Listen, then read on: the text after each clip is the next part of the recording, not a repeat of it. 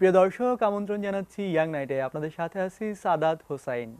আমরা ইয়াং নাইটে আজ কথা বলবো অ্যাফিলিয়েট মার্কেটিং নিয়ে। আমরা জানি যে বিশ্বব্যাপী এই সময়টা তথ্য প্রযুক্তির একটা অসাধারণ প্রবাহের সময়, এবং সেই সময়টায় বাংলাদেশের তরুণরাও অ্যাফিলিয়েট মার্কেটিং থেকে দূরে নেই, বরং তাদের জীবনে রয়েছে অ্যাফিলিয়েট মার্কেটিংকে কেন্দ্র করে অসাধারণ সব সফলতার গল্প। আমরা সেই সফলতার গল্প বলার জন্য আজ অ্যাফিলিয়েট মার্কেটিং করে সফল হয়েছেন তেমন একজন তরুণকে আমন্ত্রণ জানিয়েছি আমাদের স্টুডিওতে।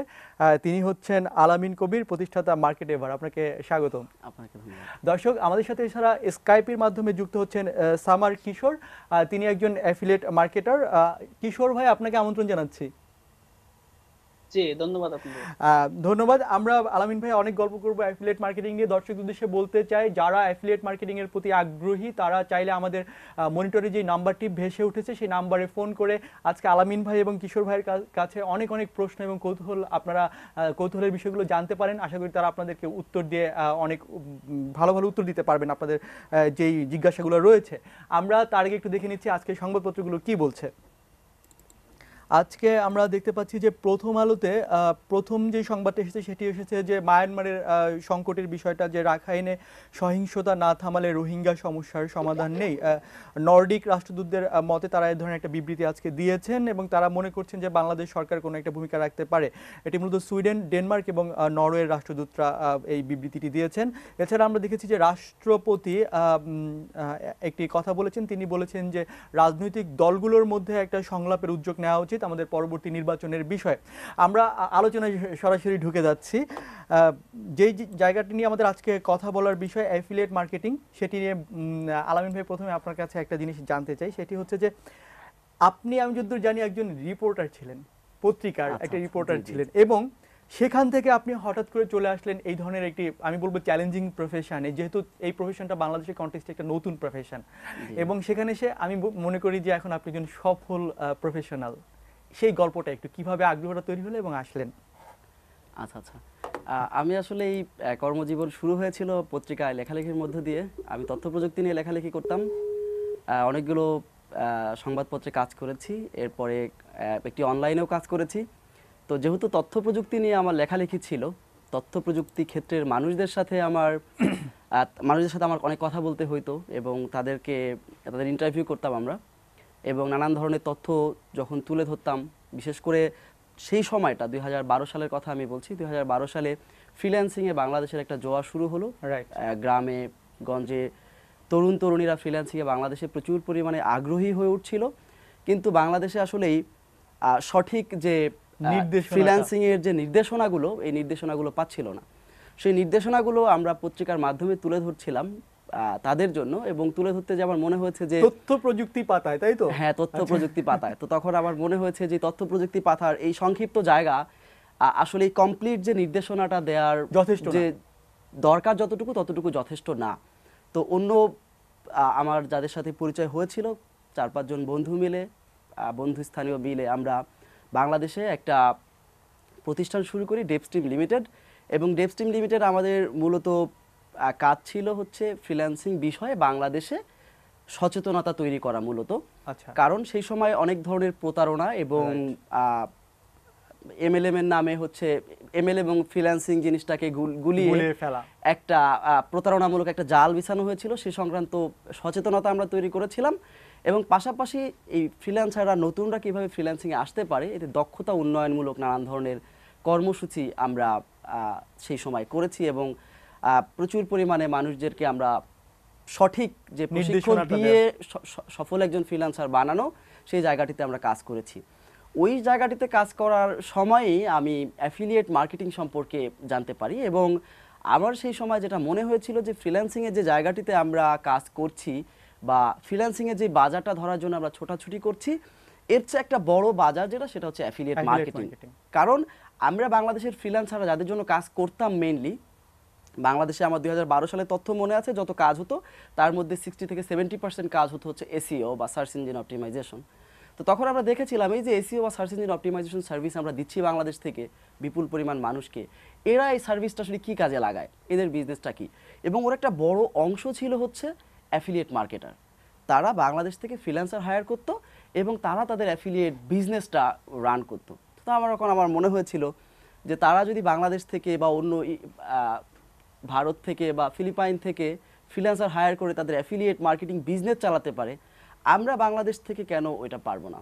তো তখন আমার অ্যাফিলিয়েট মার্কেটিং নিয়ে অনেক পড়াশোনা শুরু হয় এবং অ্যাফিলিয়েট মার্কেটিং নিয়ে কিছু প্রচেষ্টাও শুরু হয়েছিল সেই 12-13 সময়ে। এই আলোচনার এই জায়গাটা এসে আমি একটু বলি, সেটি হচ্ছে যে আপনি কথার মধ্যে আপনার অনেকগুলো, যেমন আপনি বললেন যে যে সার্চ ইঞ্জিন অপটিমাইজেশন, হ্যাঁ, এই ধরনের টার্মগুলো হয়তো আমরা কেউ কেউ পরিচিত, কিন্তু বাংলাদেশের অনেক মানে সাধারণ মানুষের মধ্যে এটি নিয়ে একটা কৌতূহল আছে বা না জানা রয়েছে। আবার একইভাবে অ্যাফিলিয়েট মার্কেটিং নিয়েও মানুষের মধ্যে এই ভাবনাটা রয়েছে যে অ্যাফিলিয়েট মার্কেটিংটা আসলে কি। এই জায়গায় যেহেতু আমাদের টেলিভিশনের দর্শকরা সকলেই কিন্তু সেই অর্থে এই ধরনের টেকনিক্যাল বিষয়গুলো সেটা পরিচিত না, যদি একটু বিস্তারিত বলতেন সাধারণ মানুষের মতো করে, যাতে তারা বুঝতে পারে যে অ্যাফিলিয়েট মার্কেটিংটা আসলে কি, হয়তো অনেকে আগ্রহী হয়ে উঠতে পারে। অ্যাফিলিয়েট মার্কেটিং হচ্ছে একটা ডিজিটাল মার্কেটিং এর একটা ফর্ম। এটা হচ্ছে বলা হয় performance based marketing. Performance based মার্কেটিংটা ঠিক এভাবে কাজ করে, যাদের অ্যাফিলিয়েট মার্কেটিং এই অপশনটি রয়েছে যে কেউ তাদের হয়ে কাজ করতে পারে।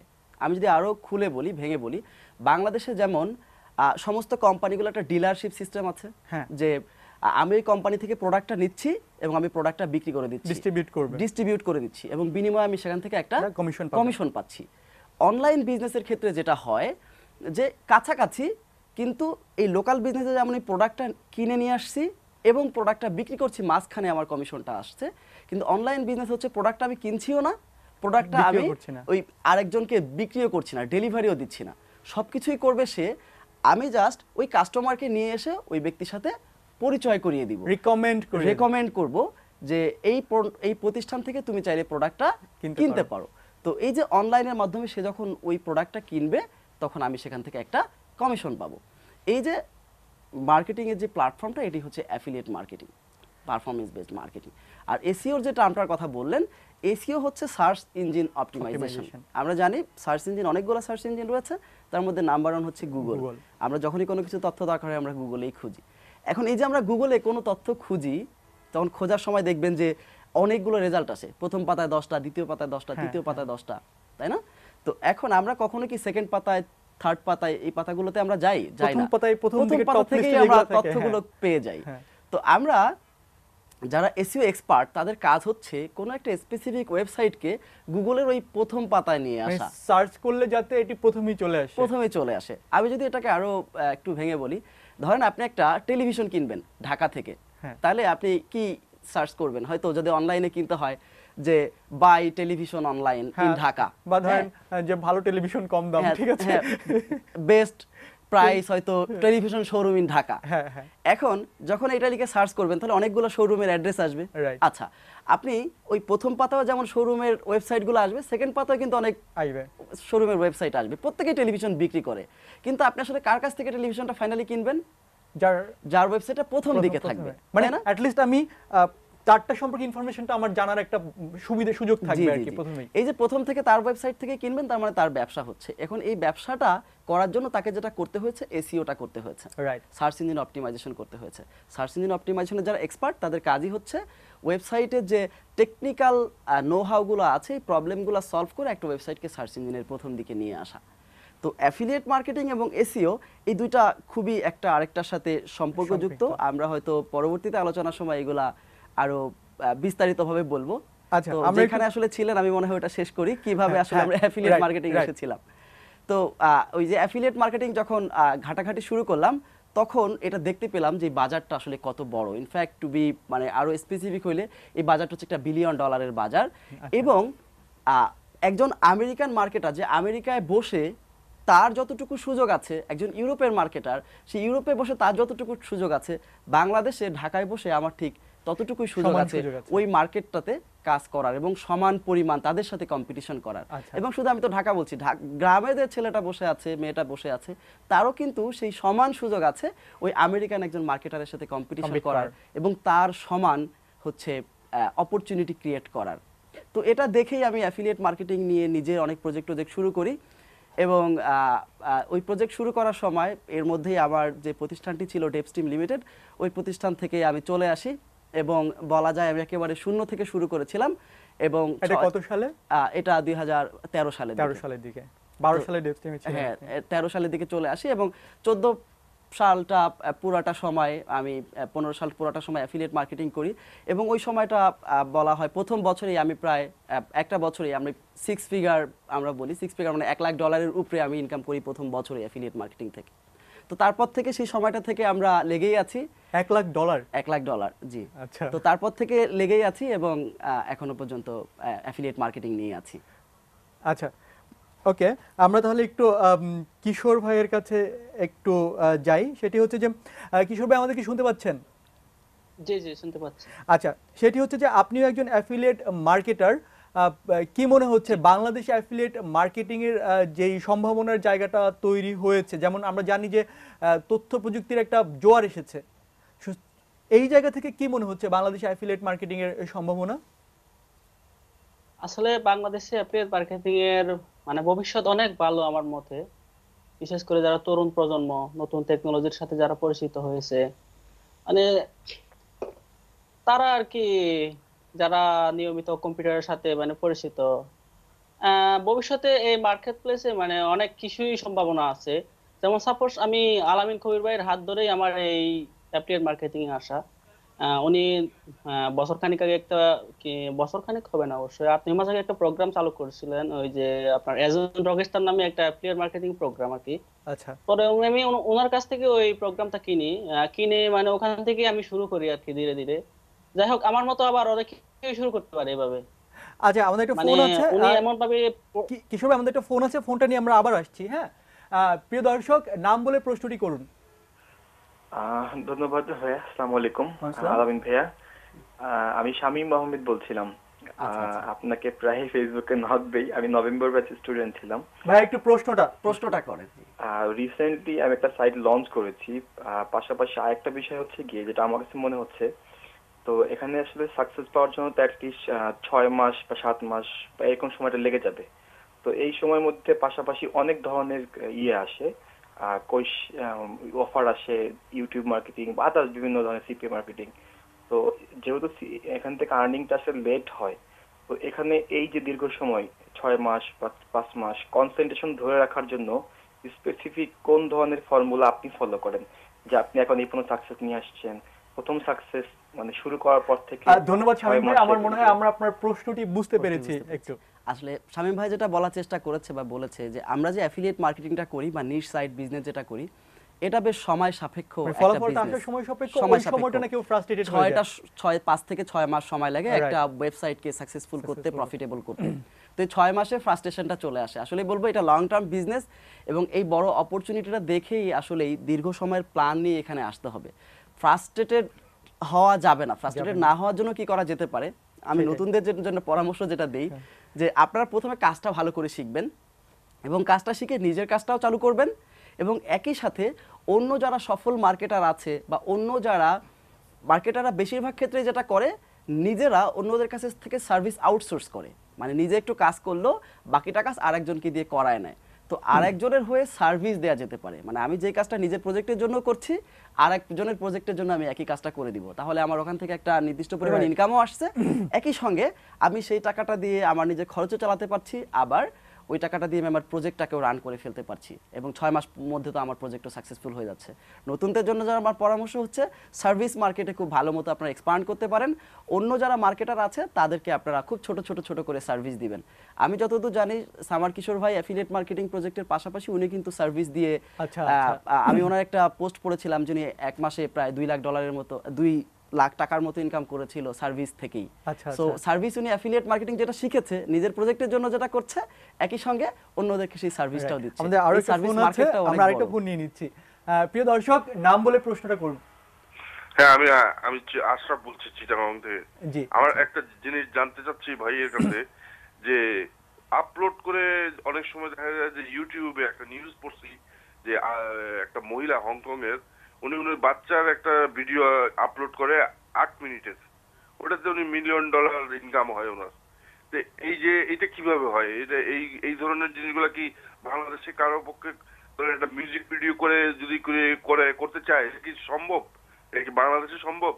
এটা কিভাবে করতেছে ওরা? আচ্ছা ধন্যবাদ, প্রশ্নটা আশা করি বুঝতে পেরেছেন। আমি প্রশ্নটা বুঝতে পেরেছি। উনি যে প্রশ্নটা করেছে যে ইউটিউবে একজন একটা ভিডিও আপলোড করলো, বলছে একটা বাচ্চার ভিডিও, খেলনা নিয়ে নাড়াচাড়া করছে বাচ্চাটা, একটা ভদ্রমহিলা আপলোড করেছে এবং সেই ভিডিও থেকে সে $1 মিলিয়ন ইনকাম করছে। এটা ট্রু যে একটা ইউটিউবের বাচ্চার ভিডিও আপলোড করছে, বাচ্চাটা খেলনা নিয়ে খেলাধুলা করছে, সেখান থেকে ইনকাম করা সম্ভব কিনা? আসলে অনেকভাবে ইনকাম করা সম্ভব। তার মধ্যে দুইটা পসিবল উপায় হচ্ছে। একটা হচ্ছে আপনি ইউটিউবে যখন ভিডিওটা আপলোড করছেন, ইউটিউবের ওই ভিডিওটা আপনি মনিটাইজেশন করতে পারেন বিজ্ঞাপন দিয়ে, অ্যাডসেন্স দিয়ে, যেটা ইউটিউবের ভিডিও মার্কেটিং টার্ম পরিচিত সেই হিসাবে। আরেকটা হচ্ছে যে বাচ্চাটা যখন ওই খেলনাটা খুলছে, তখন দেখবেন যে ওই নিচে ডেসক্রিপশনে লেখা থাকে আপনি বাচ্চার এই খেলনাটা যদি আপনার বাচ্চার জন্য কিনতে চান তাহলে এই লিঙ্ক ধরে কিনতে পারেন। আচ্ছা আচ্ছা, হ্যাঁ, তো আপনি যখন ওই লিঙ্ক ধরে ওই অন্য মানুষ যারা ওই ভিডিওটা দেখবে এবং ওই খেলনাটা যদি তার কাছে ইন্টারেস্টিং মনে হয়, ওই লিঙ্কে ক্লিক করে খেলনাটা কিনবে। ওই খেলনাটা যখন কিনবে আপনার ওই লিঙ্ক ধরে, তখন আপনি ওই খেলনা কোম্পানির কাছ থেকে একটা এটা এক ধরনের অ্যাফিলিয়েটেড মার্কেটিং। এটা একটা অ্যাফিলিয়েট মার্কেটিং। আচ্ছা, এখানে আমার একটা উনি যে প্রশ্নটা ছিল যে ভিডিওটা আপলোড করে ইনকাম করা যাবে কিনা, যাবে। দুইটা উপায়, আপনি আইদার বিজ্ঞাপন দিয়ে করবেন অথবা অ্যাফিলিয়েট মার্কেটিং দিয়ে। ওকে, দ্যাটস ইট। আমি ছোট একটা প্রশ্ন করি, সেটা হচ্ছে যে রিসেন্টলি শোনা যাচ্ছে যে বাংলাদেশে কিছু ইউটিউবার আছেন আর কি, যারা হচ্ছে ইউটিউব ভিডিওর মাধ্যমে অ্যাডসেন্স থেকে নানানভাবে হচ্ছে অর্থ উপার্জন করছেন, কিন্তু বাংলাদেশে কি এটার কোনো ভ্যালিড ব্যাংক অ্যাকাউন্টের মাধ্যমে টাকা ট্রান্সফারের সিস্টেমটা রয়েছে কিনা? আমি শুনেছি যে অনেকেই দেশের বাইরের অ্যাকাউন্টের মাধ্যমে টাকাগুলো পেয়ে থাকেন। বাংলাদেশ কি এই ইউটিউবের এই মানি ট্রান্সফারের মধ্যে ইনভলভ? এই ইউটিউবের যে অ্যাডসেন্স মনিটাইজেশন, এই বিষয়ে আমার চেয়েও ভালো এক্সপার্ট বাংলাদেশে আছেন, তারা কাজ করছেন। এই বিষয়ে আমার খুব বেশি অভিজ্ঞতা নাই, বা এটা নিয়ে হয়তো আমি স্পেসিফিক করে তথ্য দিতে পারবো না। আমার যে কাজের জায়গাটা অ্যাফিলিয়েট মার্কেটিং, ওই জায়গাটা থেকে আমি বলতে পারি ইউটিউবে ভিডিও আপলোড করে শুধুমাত্র যে আপনার এই অ্যাডসেন্স থেকে ইনকাম করতে হবে এরকম না। ইউটিউব ভিডিও আপলোড করে কিন্তু আপনি অ্যাফিলিয়েট মার্কেটিংটা করতে পারেন। সো আমি ওই অ্যাফিলিয়েট মার্কেটিং এর জায়গা থেকে বলবো যে অ্যাফিলিয়েট মার্কেটিং এর টাকা বাংলাদেশে লিগ্যাল উপায়ে আনার সমস্ত ব্যবস্থা রয়েছে। ওয়েল, আমরা আবার একটু কিশোর ভাইয়ের কাছে যাচ্ছি। কিশোর ভাই, আপনার সাথে অনেকগুলো প্রশ্ন আমাদের রয়েছে, যার একটি হচ্ছে যে আপনি অ্যাফিলিয়েট মার্কেটিংয়ে আসার আগে এবং এখন এই সময়টা আপনার ভাবনার জায়গাটা। তবে এই বিস্তারিত আলোচনাটা আমরা আসবো ছোট্ট একটা বিরতি নিয়ে, বিরতির পর আবার ফিরে আসছি। প্রিয় দর্শক, কোথাও যাবেন না, সাথেই থাকুন, এখনই ফিরে আসছি।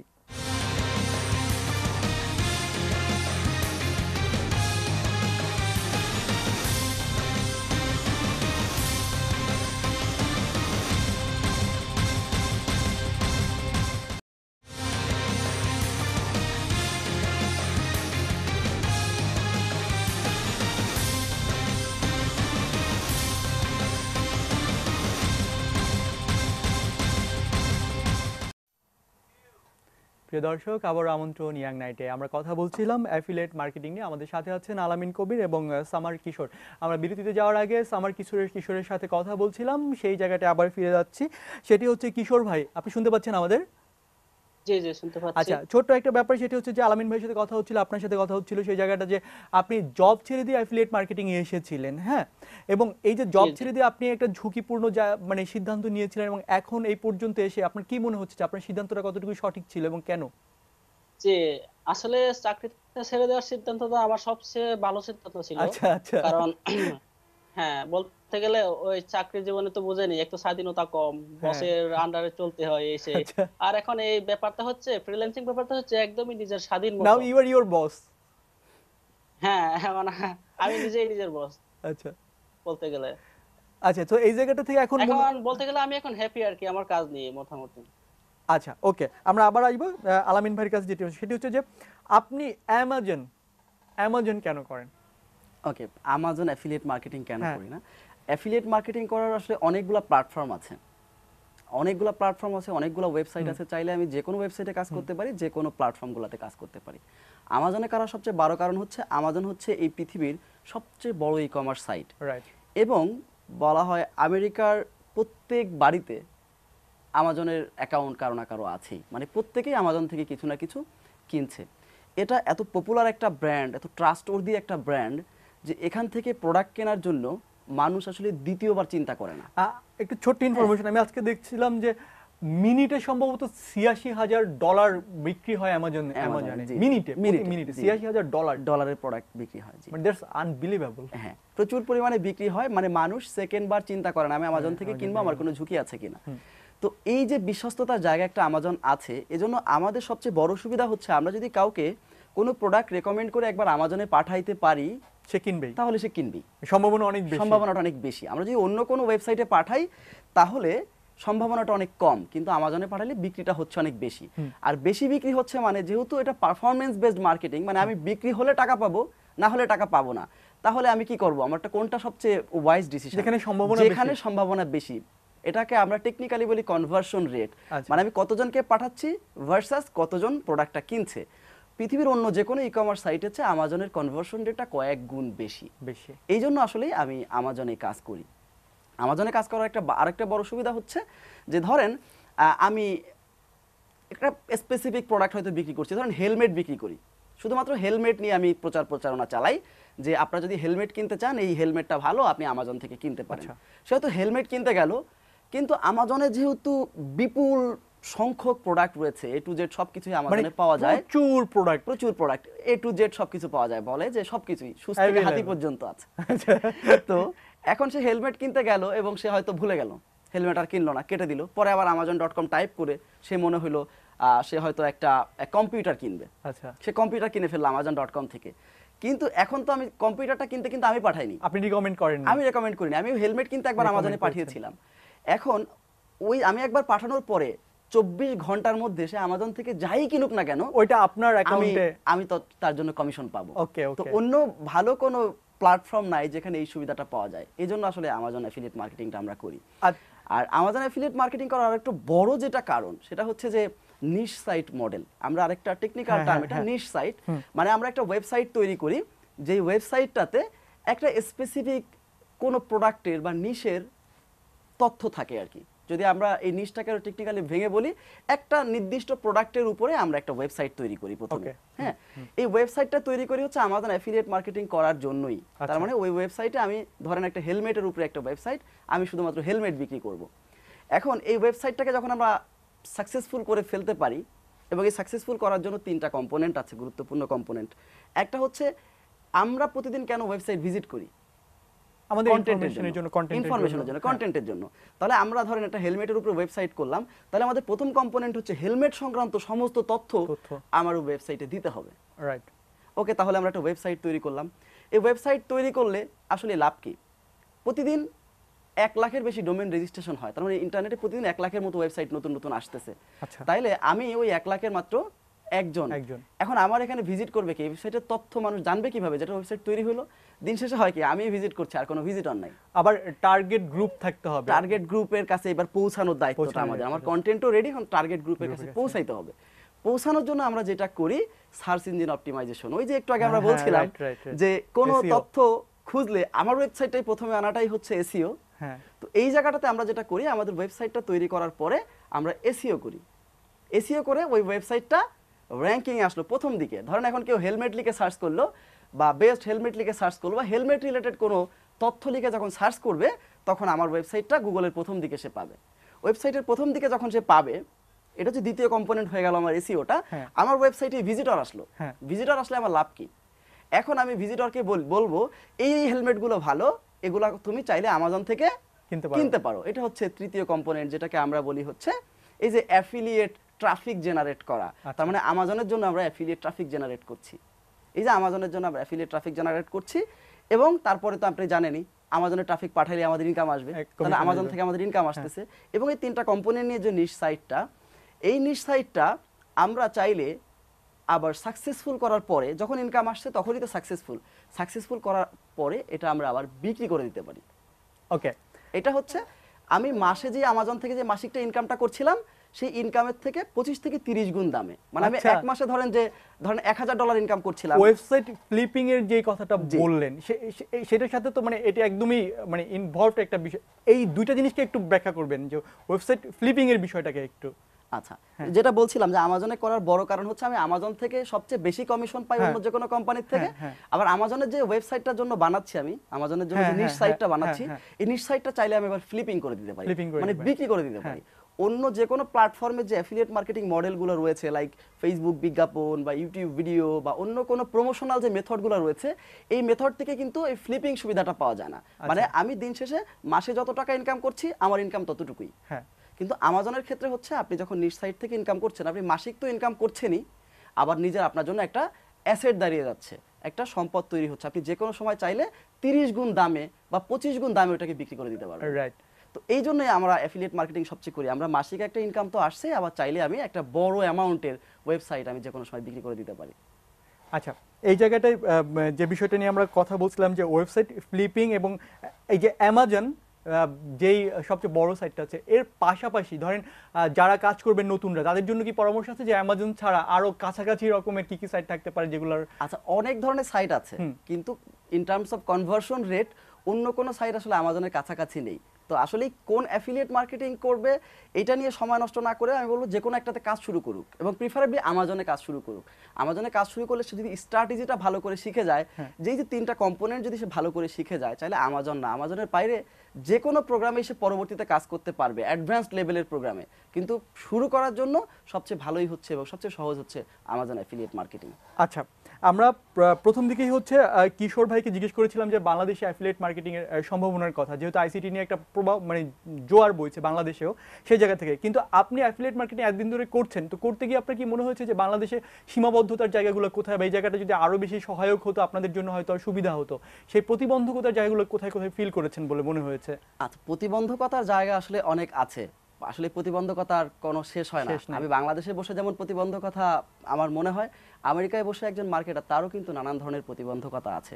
তো এই জায়গাটাতে বলবো আমরা আসলে এই প্রতিবন্ধকতার ওই কমপ্লেনের জায়গাটা থেকে সরে এসে আমাদের আসলে কাজ শুরু করা উচিত।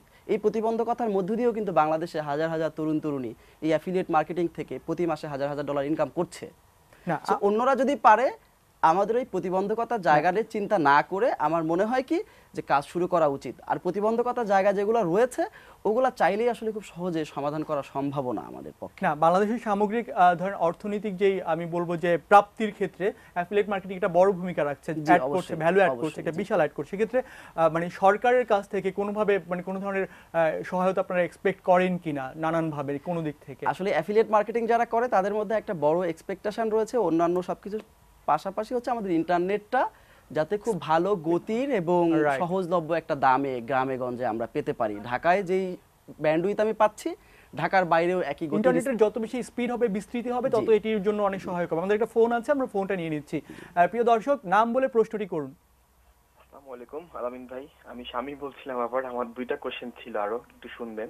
একটা প্রশ্ন হচ্ছে গিয়ে আমার কনফিউশন জায়গা থেকেই, যে আপনি যে অ্যাফিলিয়েট মার্কেটিং করছেন, আমি তো বস হিসেবে আপনাকেই ফলো করি, বাট আপনি কাকে করেন? এবং 2 নম্বর প্রশ্ন হচ্ছে গিয়ে যে এসইও তে হচ্ছে গিয়ে আপনার একটা পরিবর্তনশীল জায়গা, তো এই পরিবর্তনশীল জায়গার মধ্যে আসলে টিকে থাকা খুবই টাফ। প্রতিনিয়ত আপডেট হয়, গুগল আপডেট করে, সব দিক থেকে আপডেট গুলো হয়। এখন আমি কোন দিকে ফোকাস রাখলে সবসময় আপডেট থাকতে পারবো, এবং আপনি কোন কোন স্ট্র্যাটেজি ফলো করেন যে সবসময়? ধন্যবাদ, আমি প্রশ্নটা বুঝতে পেরেছি। দুটো প্রশ্ন। একজন বলেছে যে আপনার আইডল, আমি আমার আইডলকে আমি কাকে ফলো করি আর কি, কার কাছ থেকে শিখতে পারি। আরেকটা হচ্ছে যে আমরা নতুন নতুন তথ্য কোথা থেকে পাবো। আবার আসলে আইডল যদি বলি, আমি যখন শুরু করেছিলাম, শুরু করার সময় আমার আইডল ছিল হচ্ছে স্পেন্সার হজ নামে একজন ব্যক্তি। উনি nicheparsuits.com প্রতিষ্ঠানের মালিক, এবং উনি অ্যাফিলিয়েট মার্কেটিং বিষয়ক ট্রেনিং দেয়, এবং তার ব্লগ থেকে, তার ট্রেনিং কোর্স থেকে আমি অনেক কিছু শিখেছি।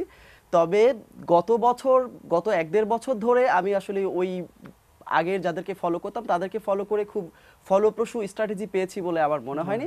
গত 1 বছর ধরে আমি আসলে যাকে ফলো করি সে আসলে ইন্টারন্যাশনালি হয়তো খুব ফেমাস না, বাট মানে মার্কেটার্স পার্সপেক্টিভ থেকে, তার নলেজ থেকে, স্ট্র্যাটেজিক্যাল নলেজ থেকে খুবই অ্যাডভান্স লেভেলের একজন মানুষ। এবং একটা বাচ্চা, একটা ছেলে, তার বয়স মাত্র 19 বছর, ভারতীয় একটা ছেলে, রোহিত পালিত বলা হয়। আমি এখন আসলে রোহিত পালিতকে ফলো করি গত 1 বছর, এবং ওই তার কাছ থেকে আমি আসলে অনেক কিছু শিখি। নতুন স্ট্র্যাটেজিজ আমি বলা যায় যে সবচেয়ে বেশি শেয়ারিং অ্যান্ড স্ট্র্যাটেজিজ শেখাগুলো রোহিত পালিত থেকে হয় কারেন্টলি। এবং অন্যান্য যে মার্কেটারগুলো আছে, নীল প্যাটেল এবং অনেক অ্যাফিলিয়েট মার্কেটারই রয়েছে নীল প্যাটেলের লেভেলের, ম্যাট ডিগিটি, চার্লস ফ্লোট, তাদেরকে আমি এখন ফলো করি এবং তাদের কাছ থেকে শিখি। আর আপনারা যদি আপডেটেড রিসোর্সেস কোথা থেকে জানবেন, এটা বলবো এসইও রিলেটেড কিন্তু প্রচুর পরিমাণে ব্লগ রয়েছে, ওই ব্লগগুলো ফলো করলেই আপনার সমস্ত আপডেট স্ট্র্যাটেজিসগুলো পাওয়া যায়। আচ্ছা, আমাদের অনুষ্ঠানের সময় প্রায় শেষ, আমরা একটু কথা বলে নিচ্ছি আবার কিশোর ভাইয়ের সাথে। কিশোর ভাই, আমরা একদম সংক্ষেপে যদি একটু বলতেন যে আপনি প্রথম দিকে কি পরিমাণ সময় দিতেন এবং এখন কি পরিমাণ সময় দিচ্ছেন এই মার্কেটিং এর পেছনে? আসলে শুরু থেকে প্রচুর সময় দেওয়া লাগে, কারণ এটা যেহেতু আমরা মানে শুরু থেকেই শিখি, সেহেতু সময়টাও একটু বেশি দেয়া লাগে। এই ধরেন আমি দৈনিক 4 থেকে 5 ঘন্টা সময় দিতাম। আর আমাদের তো কন্টিনিউয়াস লার্নিং এর উপর থাকতে হয়, কারণ নতুন নতুন স্ট্র্যাটেজি চেঞ্জ হয় রেগুলার। গুগল তাদের অ্যালগরিদম আপডেট করে, সেজন্য আমাদের নতুন নতুন ব্লগ পড়তে হয়। মানে কাজ করার পাশাপাশি আমাদের পড়াশোনার দিকে একটু সময় দিতে হয় ইটস ডিপেন্ডেন্ট সিচুয়েশন অ্যাকচুয়ালি, তাই তো? জি ওকে, ধন্যবাদ জি, কিশোর ভাই, সিচুয়েশন। অনেক অনেক ধন্যবাদ আমাদের সাথে যুক্ত হওয়ার জন্য। আচ্ছা, আলামিন ভাই একদম সংক্ষেপে তরুণদের উদ্দেশ্যে কিছু বলবেন, সংক্ষেপে, আমাদের অনুষ্ঠান প্রায় শেষ। ওকে, সো তরুণদের উদ্দেশ্যে যারা অ্যাফিলিয়েট মার্কেটিং এ আসতে চায় তাদেরকে বলবো যে এই জায়গাটিতে আসতে হলে এসইও ক্ষেত্রটা খুব ভালো করে জানতে হবে। এটা একটা খুব বড় বিজনেস, এটা বিলিয়ন ডলারের একটা মার্কেট প্লেস। এখানে কাজ করতে গেলে খুব সিরিয়াসনেস নিয়ে আসতে হবে। খুব সিরিয়াসনেস না থাকলে এখানে আসলে কাজ করা যাবে না, সফল হওয়া যাবে না। এবং ওই সিরিয়াসনেসটা যে আপনার আছে এটা প্রমাণ করার জন্য আপনার উচিত প্রথমে নিজে এসইও সংক্রান্ত প্রচুর পড়াশোনা করা এবং নিজে একটা ব্লগ সাইট খুলে এসইও করে ওই ওয়েবসাইটটাকে আমি র্যাঙ্ক করতে পারি কিনা এটা টেস্ট মানে করা, প্র্যাকটিস ম্যাচ খেলা, প্র্যাকটিস করা। হ্যাঁ, এই জায়গাটিতে আসা শুধুমাত্র যাদের ধৈর্য আছে, লং টার্ম ব্যবসায়িক ভিশন আছে, গোল আছে, তারাই কেবলমাত্র এখানে ভালো করতে পারবে। এবং সবার জন্য আসলে শুভকামনা। আমাদের ফেসবুক একটা গ্রুপ আছে আমাজন অ্যাফিলিয়েট বাংলাদেশ নামে, তো ওখানেও কিন্তু প্রচুর পরিমাণে মানুষ, প্রায় 16,000 থেকে 17,000 ছেলে মেয়ে আছে যারা প্রতিদিন অ্যাফিলিয়েট মার্কেটিং রিলেটেড বিভিন্ন আপনাদের প্রশ্ন, ভিডিও একটা ক্লাসও মনে হয় একটা ভিডিও লেসনসও আছে আমার ব্যক্তিগতভাবে আজন রকস্টার নামে। তো ওখান থেকেও অনেক কিছু শেখা যায়, জানা যায় অ্যাফিলিয়েট মার্কেটিং রিলেটেড। তবে ফেসবুক গ্রুপটা অনেক বেশি অ্যাক্টিভ, অনেক মানুষের কাছ থেকে অনেক বেশি স্ট্র্যাটেজিস শেখা যায়। আলামিন ভাই অসংখ্য ধন্যবাদ। আমার মনে হয়েছে যে মানে যারা দেখেছেন তাদের অনেক কাজে লাগবে আজকের অনুষ্ঠানটা। অনেক অনেক ধন্যবাদ আজকে অনুষ্ঠান আসার জন্য। আর প্রিয় দর্শক, যারা এতক্ষণ প্রোগ্রাম দেখলেন, আশা করি এই প্রোগ্রামটি আপনাদের জন্য বিশেষ একটি প্রোগ্রাম হয়ে থাকবে, কারণ এই প্রোগ্রামটি খুবই কার্যকরী একটি প্রোগ্রাম ছিল। আমি মনে করি আলামিন ভাইয়ের প্রত্যেকটি কথা এবং তার ভাবনাগুলো আপনাদের সবাইকে অ্যাফিলিয়েট মার্কেটিং এর নানান না জানা বিষয় বা অজানা বিষয় সম্পর্কে জানতে নিশ্চয়ই সাহায্য করেছে। সবাই ভালো থাকবেন, সুস্থ থাকবেন, শুভরাত্রি।